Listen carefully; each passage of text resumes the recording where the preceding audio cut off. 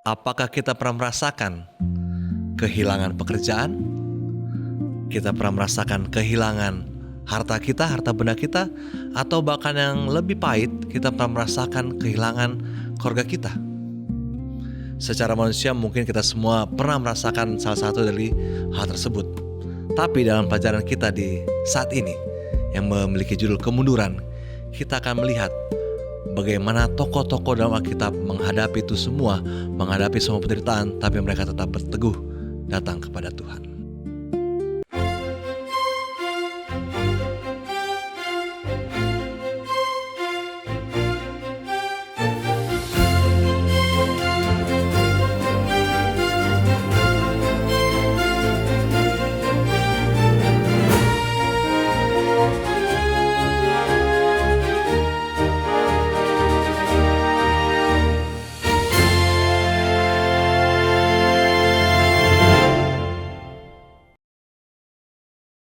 Shalom dan salam sejahtera kepada kita semuanya, kepada semua saudara yang masih menikmati, mengikuti semua tayangan yang ada di AWR Borneo.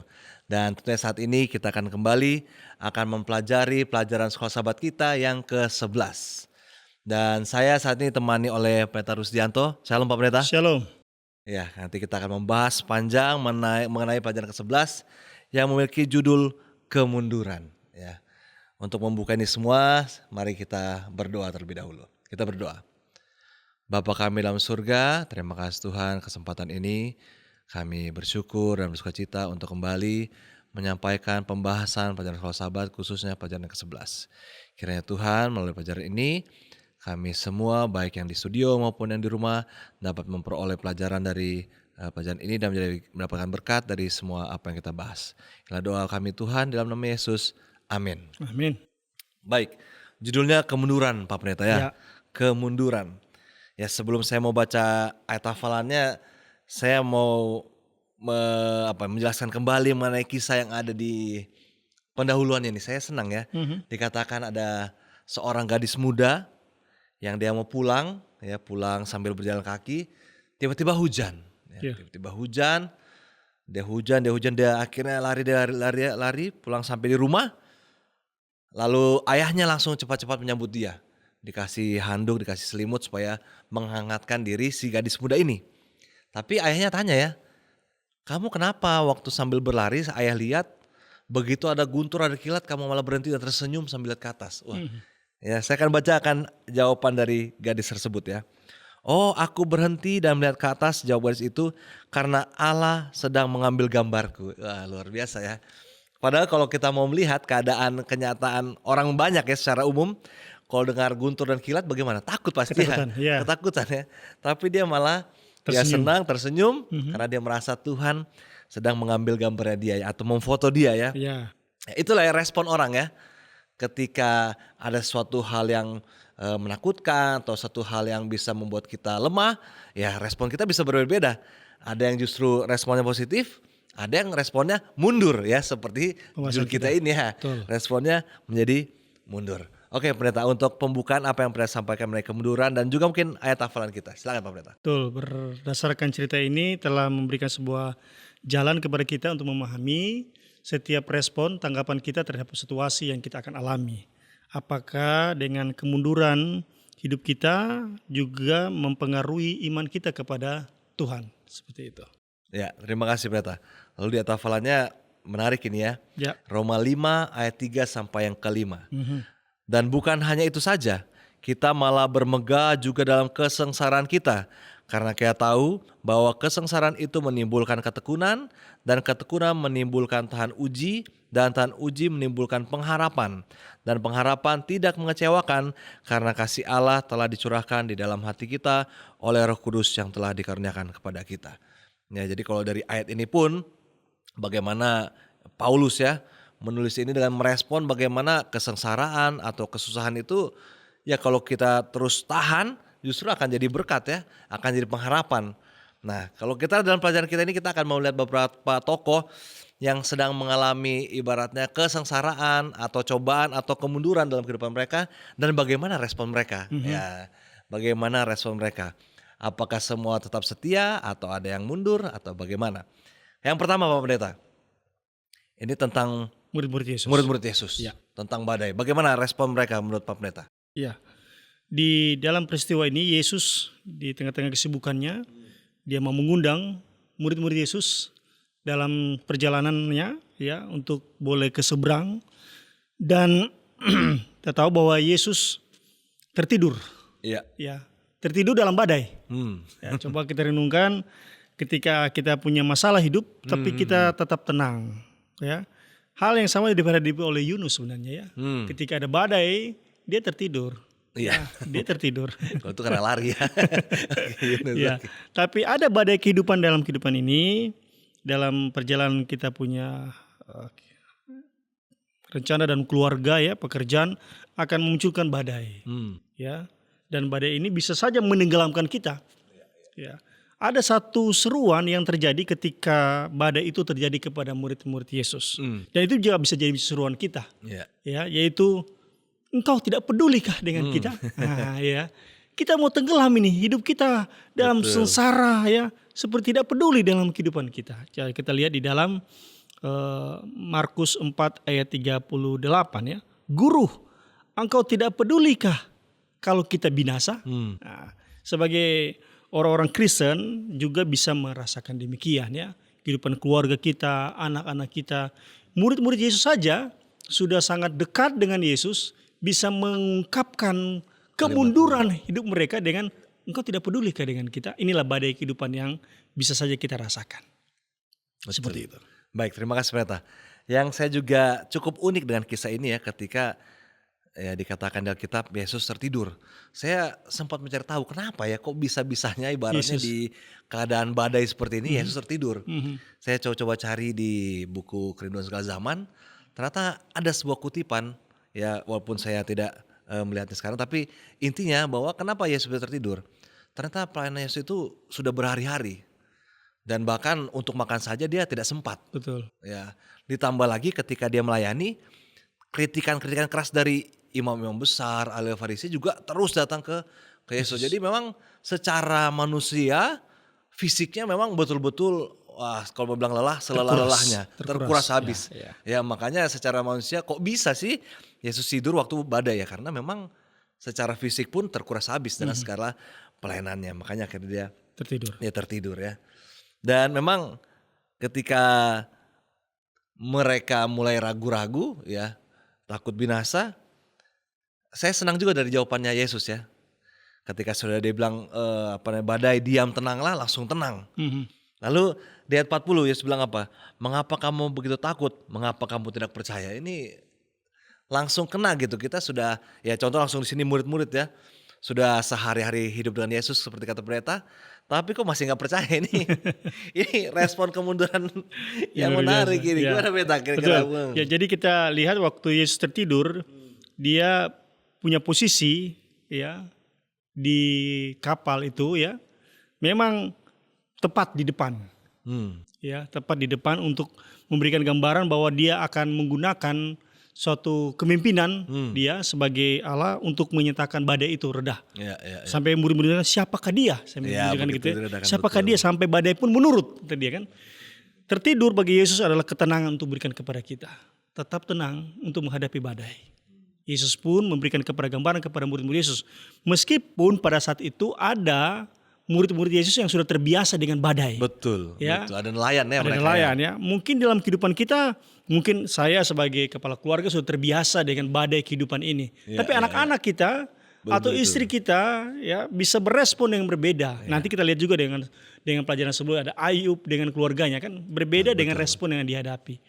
Tapi pelajaran yang perlu kita tangkap dari pelajaran ini adalah bagaimana reaksi kita mempengaruhi hidup kita. Ya. Mempengaruhi hidup kita seperti murid-murid Yesus dengan Yesus pada saat itu. Baik, terima kasih Pendeta. Kalau saya mau membayangkan lagi ya, mungkin bisa saja saat itu ya siapa Petrus, Yakobus, Yohanes yang memang terbiasa ya dengan berlayar sebagai nelayan. Mungkin ketika menghadapi badai ya disitulah mereka berusaha dengan kemampuan mereka sendiri ya. Betul. Ya mereka berusaha dan kemampuan mereka sendiri ya. Kalau kita aplikasikan juga dalam kehidupan kita ya, ketika kita masalah dalam keluarga, masalah secara pribadi, mungkin awalnya kita merasa bisa kok saya selesaikan ya. bisa kau selesaikan. Begitu sudah putus asa baru datang kepada Yesus. Padahal kalau mau lihat mereka ini kan mereka satu kapal ya dengan Ya, Yesus ya, satu perahu. Tinggal bangunin aja tenang-tenang aja. Yesus, ada badai nih. Selesai kan cerita kan? betul, betul. Iya, jadi itulah yang pertama ya dari murid-murid Yesus yang di satu kapal, di mana badai inilah yang menjadi kemunduran mereka ya. Tapi akhirnya Yesus kembali menyelamatkan mereka melalui mujizat dengan menenangkan badai tersebut. Tambahan yang lebih lagi adalah tentang badai kehidupan ini kita belajar tentang iman. Ya, ya, Ya kan? Sudah bersama dengan Yesus tapi tergoncang mereka. iya. Ya, mundur di dalam situasi yang mereka hadapi. Yesus mengajarkan kepada mereka iman mereka seperti apa di tengah badai kehidupan itu terjadi kepada mereka. Itu badai secara fisik. Betul. Bagaimana kalau badai yang di dalam iman kita tergoncang untuk itu. Jadi Yesus berkata, di mana imanmu? Ya, jadi kita boleh belajar tentang badai kehidupan kepada murid-murid Yesus di danau tersebut tentang iman. Ya, terima kasih Pak Pendeta. Artinya walaupun mereka mundur pada saat itu, tapi mereka sadar mereka Betul. memiliki Yesus ya, jadi mereka Ya. membangunkan Yesus pada saat itu. Lalu yang kedua Pak Pendeta, dalam pelajaran kita mengenai perempuan yang disembuhkan yang sudah sakit pendarahan 12 tahun. Betul. Ya, kalau sekilas saya melihat ini, kalau murid bisa kita lihat kemundurannya ketika mereka menghadapi badai dengan respon yang mengandalkan diri sendiri. Nah kalau saya lihat kemunduran dari perempuan ini ya sakitnya itu ya. Betul. Sakitnya yang sudah 12 tahun. Yang dia sudah cari cara kemanapun gak sembuh-sembuh. Ya. Hingga akhirnya dia menemukan Yesus. Apa yang mau Pendeta jelaskan dari perempuan ini Pendeta? Iya betul, bahwa apa yang dialami perempuan ini penyakit yang memalukan sebenarnya. Ya, pada zaman itu bahwa ketika pendarahan itu orang selalu menyingkirkan diri dulu, tidak boleh bergabung di dalam peribadatan. Oh najis lah ya kalau Ya dilihat, harus najis ya. memang disingkirkan terus Ya, atau ya, ya, ya. menyendiri dulu, diasingkan dulu untuk tidak boleh bersatu. Jadi ketika oke. itu dialami oleh perempuan ini, seakan-akan dia memang sangat mundur dalam kehidupan bermasyarakat, bahkan bergereja atau berjemaat ataupun dalam kehidupan rohani dia ya. Jadi ketika penyakit ini bertahun-tahun ia alami, tentunya rasa najisnya itu luar biasa. Iya. Untuk bertemu dengan orang lain saja dia rasa tidak layak untuk tersebut ya. Nah, apa yang kita boleh lihat di sini ketika dia mendengar tentang Yesus ya. Bukan jubah Yesus ketika kesembuhan itu terjadi. Ya, bukan ketika orang tentunya berdesakan dengan Yesus pada saat itu untuk memohon suatu mujizat dalam kehidupan mereka. Dan ketika wanita ini menjamah jubah Yesus, imannya bekerja. Nah, makanya Yesus berjamah, siapa yang menjamah jubahku? Ya kan. Jadi iman itu adalah reaksi terhadap apa yang dia telah dengar. Ya, jadi kita mendengar janji Tuhan, pengabaran tentang Tuhan, nasihat, janji berkat dalam kehidupan kita. Kalau kita tidak beriman untuk itu, tidak akan ada kuasa. Jadi wanita ini dia mendengar bahwa Yesus sanggup untuk melakukan tersebut. Dia menjamah, bekerja dari iman yang dia telah dengar. Seperti itu. Terima kasih Pendeta. Jadi memang sesuai juga dengan dia kita katakan ya, bahwa iman juga timbul dari pendengaran ya. Betul. Pendengaran akan firman Tuhan. Dan di sini kisah dari perempuan ini ya ketika dia mendengar Yesus memiliki mujizat, memiliki kemampuan yang luar biasa ya. Akhirnya dia beriman bahwa ketika saya menjamah saya bisa sembuh ya. Dan itu memang itulah yang menyembuhkan dia ya. Kalau saya baca di pelajaran kita ya, jubah Yesus tidak memiliki kuasa khusus. Sebaliknya iman perempuan itu dan keputusannya untuk menjamah Yesus yang menyembuhkannya. Oh, jadi memang luar biasa ya. Ketika berarti artinya perempuan ini belum pernah bertemu Yesus ini Pendeta ya. Betul. Baru saat itu ya ketemu, dan itu pun kalau mau dibilang mungkin tidak bertatapan langsung ya. Ya, betul. Hanya karena orang rame, dia pengen jubahnya, barulah Yesus merasakan, barulah di situ dia bertatapan dengan Yesus, dia tersungkur. Ya, ini juga memiliki ayat inti kita. Coba kita lihat di ayat yang ke-34 ya. Imanmu menyelamatkanmu.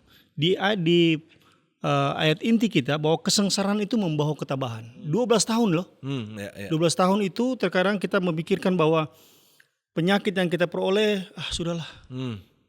Menyerah atas hidup ini. Mundur, ada jauh-jauh dari persekutuan keluarga, gereja. Bahkan orang sangat mau ke gereja lagi. Sudah memang putus asa dengan kondisi yang dialami. Nah perempuan ini baru hari itu dia mendengar. Ya, ataupun dia mau bertemu dengan Yesus, tapi imannya telah bergelora dalam hidupnya. Ya, jadi ketika kita dalam menghadapi penyakit ya, sakit kita yang panjang ya, jangan pernah menyerah untuk tetap datang kepada Dia. Ada janji yang mungkin kita sudah dengar, firman Tuhan yang kita pernah alami, tetap iman itu bergelora karena pasti ada kesembuhan ya dalam sakit yang kita hadapi. Amin, amin pendeta. Itu juga yang dirasakan atau dijalankan oleh perempuan ini ya. Ya. Dan saya memiliki pandangan yang sedikit unik pendeta. Seandainya seandainya ketika dia di kurun waktu 12 tahun ini ya, dia berobat terus dia sembuh. Dia gak ketemu Yesus. Betul. Kalaupun Yesus datang dia pikir sudah lu ngapain saya mau ketemu. Betul. Ya, saya pas saya baca ini pandangan yang terbalik juga. Artinya seandainya dia tidak sembuh, seandainya dia sembuh bisa jadi waktu Yesus datang dia jalan-jalan mungkin. Jadi ini jadi dengan waktunya lama yang diberikan kepada wanita ini memberikan kesempatan dia boleh bertemu dengan Yesus. Iya, betul. Jadi ada kesembuhan instan terjadi. Ya. Tapi tidak bertemu dengan Yesus sejati dalam hidup kita. Betul. Itulah artinya waktu Tuhan, waktu yang terbaik diberikan kepada perempuan ini ya. Berikutnya pendeta, Ayub. Ayub, kisah yang sudah sering kita dengarkan, sering dibahas. Tapi kembali ya, karena ini memang contoh iman yang luar biasa ya. Betul. Contoh iman yang luar biasa dari Ayub ini. Ya semuanya ini orang yang paling kasihan lah ya. Aman-aman hidupnya, damai-damai, setia, tiba-tiba semua habis. Betul. Ya. Gimana pendeta? Ayub. Ini pertempuran, saya boleh katakan pertempuran gengsi sebenarnya. Ketika Ayub berada di medan perang antara Allah dan setan, ya, untuk membuktikan bahwa Ayub itu setia. Iya. Dalam pertempuran ini Ayublah yang mengalami yang disebut dengan penderitaan. Ya, bertubi-tubi boleh katakan ya. Iya. Harta, anak, istri, dan 3 sahabatnya datang ya. Bayangkan di Alkitab menyebutnya waktu 3 sahabat ini datang ada fase di mana mereka membisu. Iya. 7 hari. 7 hari ya. 7 hari mereka mau bilang apa nih ke Ayub ini dia? Ayub, kami tahu kamu orang setia. Iya. Ayub sebenarnya tapi tercetus juga untuk bilang jangan-jangan Ayub kamu ada salah dengan Tuhan. Ya. Nah, dalam kehidupan kita sebenarnya tidak memahami setiap perjalanan hidup kita. Ya. Tapi ketika menghadapi kesulitan, ya kita tidak mungkin seperti Ayub ya. Bayangkan anak-anaknya, harta bendanya ya, bahkan tubuhnya saya pun mengalami kesengsaraan ini. Ayub tetap tidak menyangkal akan Tuhan, ya. Ini perjalanan dari Ayub bahwa masa sulit apapun kita tetap percaya kepada Tuhan. Itulah Ayub, ya. Beberapa penulis Alkitab atau komentator Alkitab menyatakan kehidupan Ayub ini sebelum Abraham. Jadi dia tinggal di tanah Ur juga sama seperti Abraham ya. Tapi Ayub telah memberikan satu contoh kehidupan umat yang saleh, orang yang saleh, di mana Tuhan memberkati dia kemudian hari. Tapi bagaimana kita menghadapinya itu tentunya tidak mudah ya. Tidak mudah seperti Ayub ini. Baik, terima kasih pendeta. Ya, jadi memang kalau kita mau merasakan tiba-tiba hal yang terjadi ke kita kayaknya nggak tahu apakah kita sanggup ya. Betul. Ini luar biasa ini. Kita karena kita sudah baca kisahnya, kita tahu kenapa dia jadi seperti ini, ya kita enak dan kita tahu endingnya bagaimana ya. Jadi ada pertanyaan seperti ini. Apakah Ayub tahu bahwa Ayub sementara di dalam pertempuran ini? Apakah Ayub tahu bahwa Ayub sementara dicobai? Jadi Ayub kok tahu dia dicobai oleh setan jadi dia akan setia? Jawabannya Ayub sama sekali tidak tahu.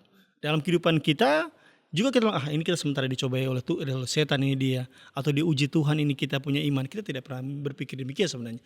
Yang kita tahu adalah pasti kita akan menghadapi peristiwa itu. Bentuknya seperti apa kita tidak tahu. Tapi Tuhan lebih tahu akan umatnya. Ayub tahu. Makanya Tuhan bilang kepada setan, nyawanya engkau jangan apa-apakan.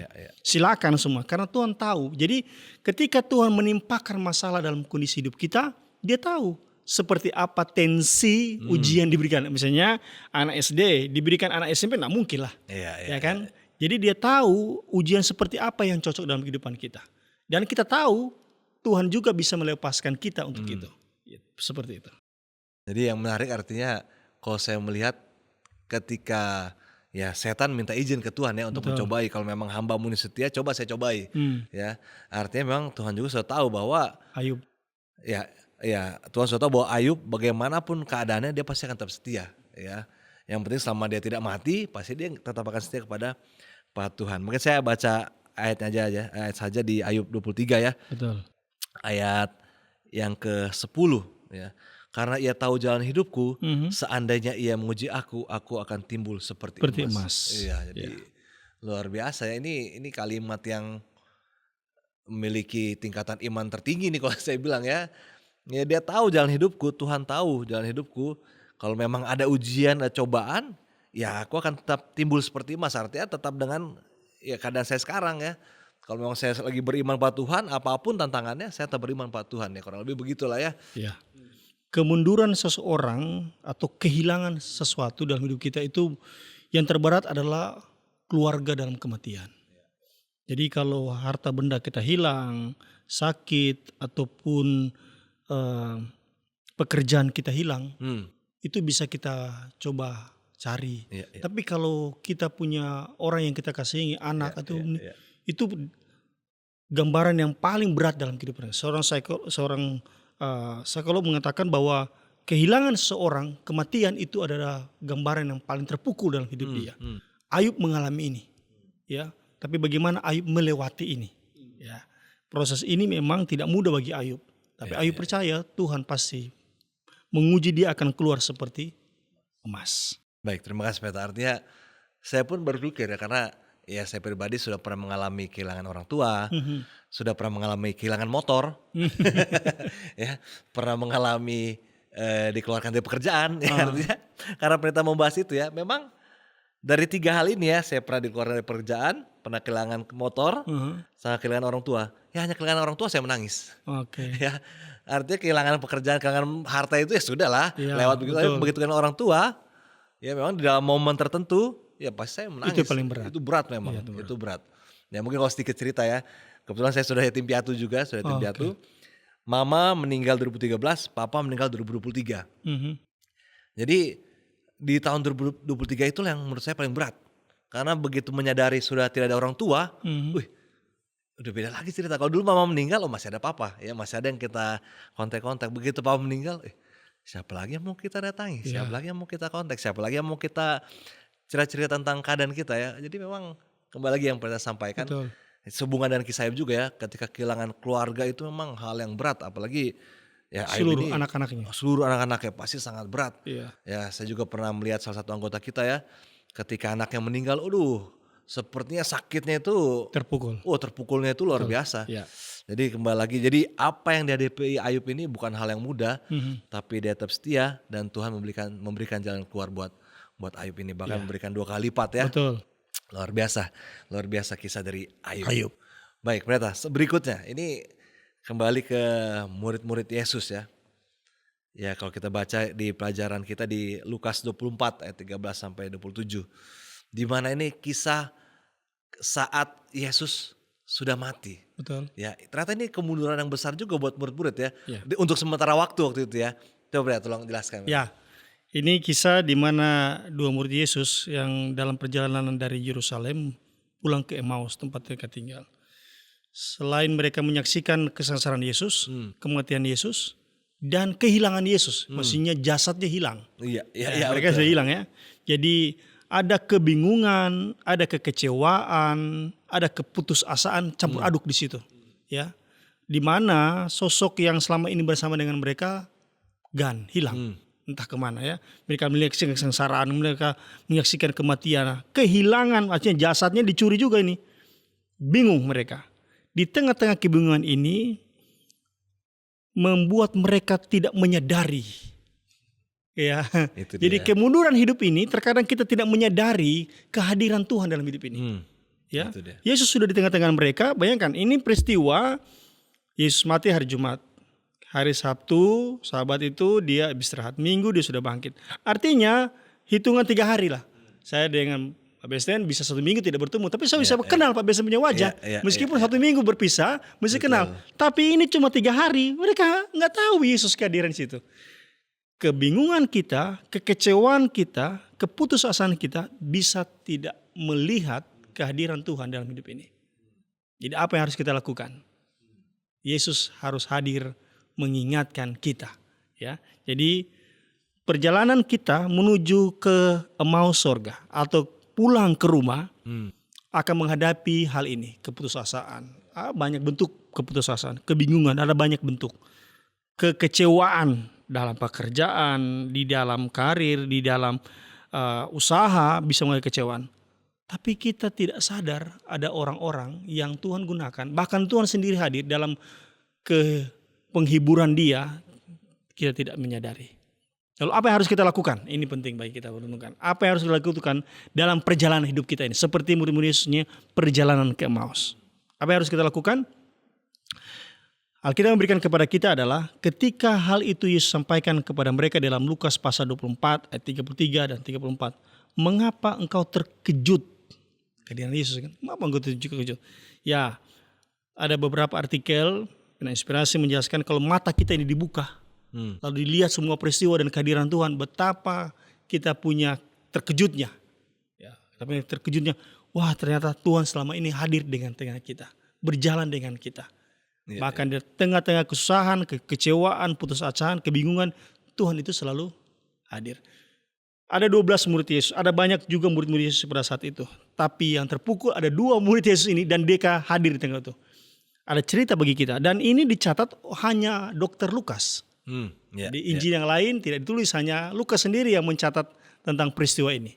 Menariknya adalah ternyata Lukas melihat 2 orang ini tergoncang secara fisik, secara mental, emosi mereka, dan Lukas mau mengangkat seorang tabib ini, angkat bagaimana kehadiran Yesus sebagai penyembuh, penguat bagi penghibur mereka pada saat itu. Baik, terima kasih Pendeta. Jadi memang waktu saya baca juga di Lukas ini, ya lucu ya, tadi Pendeta sampaikan ya. Ya bahkan kita bisa bertemu, mungkin gak bertemu sebulan, bahkan gak bertemu tahunan, kita masih hafal ya. Masih hafal, saya masih hafal muka Pendeta. Tapi ini hanya kurun hitungan hari, begitu ketemu lagi kok gak tahu. Ini menarik ya. Ya artinya kalau kita mau hubungkan dengan pelajaran kita, memang mereka sudah tertutupi dengan kekecewaan mereka ya. Bagaimana memang kalau kita melihat rentetan kisahnya itu kan memang dia dipanggil Pilatus, segala macam lah ya.